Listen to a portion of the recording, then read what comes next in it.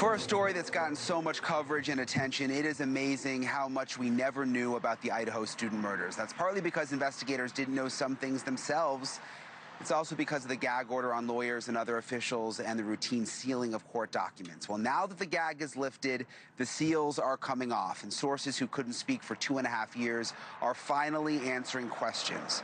And among them, Latah County Sheriff Richard Skiles. Earlier today, my NewsNation colleague, Allison Weiner, sat down with Sheriff Skiles for an exclusive interview about how an act of unspeakable evil changed his community. People come together, and this, as horrific as it was, people were coming together, and let's find out what happened. Let's get some details. Let's start looking. Let's start searching. Let's start getting some kind of, let's just move forward with this so we can get resolution, right? So we can solve this and move on. I think the atmosphere was like a shock. Like, that doesn't happen in our community, right? Just unbelievable. Something that could happen so horrific that nobody could believe it. I mean, every minute that went by, it seemed like it just got worse. It just wasn't good. It's something that's never to this extent has happened in our community, so it was just horrific. It was terrible. I don't even know. I don't have the words, and I can't even imagine what it would be like if you were directly involved, like family members and friends and people who were there and people who lived there and people who, you know, it goes on and on and on. And the sheriff also shared some interesting details about Kohberger's 20 months in the Latah County Jail, in particular, whom Kohberger could and could not talk to. We had him in a cell where there wasn't really any population, so he wasn't really seen a whole lot. I mean, we might take him out to the library or something like that, but for him to be able to have a chance to talk to anybody would have been almost impossible.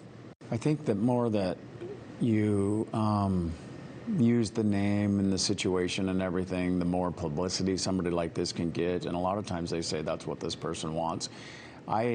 He was in my jail for, I believe, 2 years, and I never went down once to take a look or anything. I rarely asked my jailers, my deputies, anything about him. I figured if he did something or said something, I'd hear about it that way. He was just another criminal in my jail. And the sheriff also gave his thoughts on whether or not justice was truly served. Here's what he said. I support the outcome of this very much so. I think that the end result is justice was served. Everybody's going to have an opinion about that, and opinions are going to vary.